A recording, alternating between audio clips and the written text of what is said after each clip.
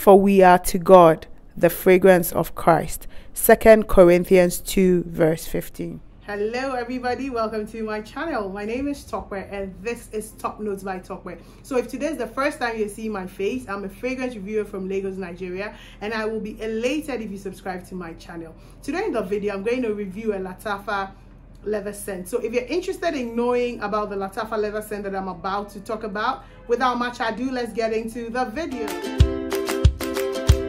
First and foremost, I'm going to apologize. My lights seem to be flickering in a weird way. And so I'm sorry, the technician is coming later today, but I needed to film this video. So please, apologies if you have any issues with the flickering. So into the fragrance that I want to talk about today. The fragrance I'm going to talk about today is none other than Abiyedh leather. So this is what it is. I have lost the box. I can't show you the box, but this is how it looks. It looks like the two other Abiyedhs. I'm going to insert the comments in the description box, the video where I talked about the two other Abiyedhs, which Abiyedh white and then Abiyedh rouge, and this is the leather version. So here on my phone, I'm going to read the notes of this fragrance. Okay, yes, so this has notes of leather, vetiver, patchouli, white musk, and lemon. So let's go. First of all, I'm not a lover of leather, but I got the leather fragrance that got me into leather is this right here, which is Amorel's leather oud. But unfortunately, this I think has been discontinued. So I've been looking out for a new leather scent, and then I came across this one. This is a very beautiful leather scent. It starts off slightly sweet, and then it begins to develop. When it begins to develop, you get the greenness of the vetiver from it. You definitely know that there's a green note in it, but there's a sweetness and a creaminess that it has. I think it's from the leather, because this is my leather scent too does that, just that this is deeper and creamier, where it begins to smell like cacao. This one smells like cacao powder that has not been sweetened, but slightly creamy. So it has that, it starts off citrusy, then it begins to get green, then the leather comes in, but this is a leather that has a bit of like a cacao-ness to it, effiness, a cacao effiness, that's the word. And I think that is from the combination of the leather and then the patchouli. So it maintains this beautiful effiness to it. And then the musk gives it this nice powderiness and cleanness to it. So this is more of a citrus, bitter leather note, leather fragrance that it's almost with a creamy cacao-ness to the leather. This is very beautiful. Honestly, it's quite linear. It doesn't, from beginning to the end, the only thing it loses is the citrusness that it begins with, which is from the lemon. But throughout the journey, you would get you get the vetiver. The vetiver comes in the beginning, but it's more pronounced and works with the earthiness of the patchouli in the middle.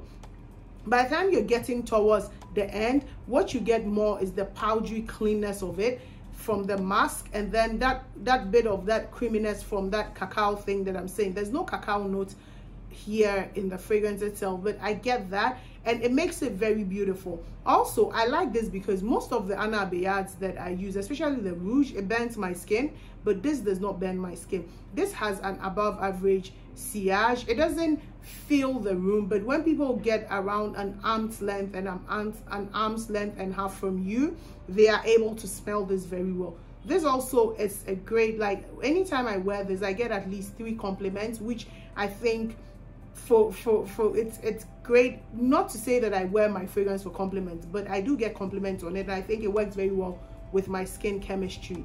This is, I feel, when with projection, it does project for the first hour to about hour and a half, hour 45, let's say maximum 2 hours. So the first 2 hours it projects actively.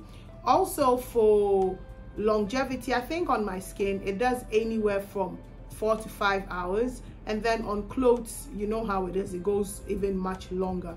I would say that if you're one that is looking for a leather scent that you will love, you should, this is potent, but the reason why I say you should try this is because I feel like usually to get a really good leather scent, it's very expensive, but this is the usual Lattafa price range, so it is very easy for you to buy and try it out, and if you don't like it, you give it out, or you sell it. It's not that, because most very good leather scents happen to be ones that are niche, and this is a Middle Eastern inexpensive fragrance, and the quality is top notch. If this was rebottled into like a niche fragrance, I think with a niche fragrance name on it, you would buy it because it smells that good.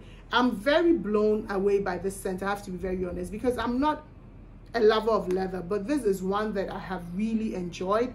It's very enjoyable. It has a way of being very cozy and very, very sexy at the same time. I find that this is unisex, but because it's a leather scent, it would lean more masculine. So I'd say that it's about 65% masculine and then it's 35% feminine. But if you're one that has a nose that appreciates very strong and potent scents and doesn't mind leather, you would say definitely that this is a unisex scent. For me, I think that it's definitely one that I can easily pull off. But I'm giving these comparisons specifically for people that are not very sure and are just dipping their toes into leather scents. It took me over 2 to 3 years to really appreciate leather, because leather is always, even at that, I have to be very honest, it's not every leather scent that I'm going to wear. Nope. There are some that when I think I have to try African leather again by Memo, because it's one that I really struggle with. Like anytime I smell, I'm like, God, what is this?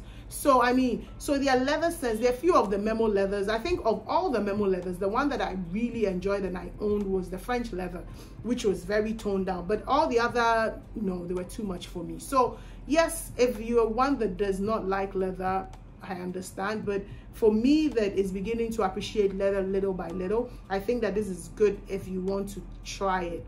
If you have had experience with this, please comment down below in the comment section. Let me know what your experience is, because I know that leather is that note that is either it's very polarizing. You love or you don't love it. Like there's usually no middle line, though I find a middle line with this one. So once again, if you haven't subscribed at this point, I would like you to click the subscribe button, turn on the notification bell so that you are always notified when I upload a new video. Thank you also for my new subscribers that have joined the family. I do appreciate you. Also, don't forget to give this video a thumbs up. Also, comment in the comment section. I enjoy chatting with all of you in the comment section. So thank you very much for watching this video, and I'll see you in my next video. Bye-bye.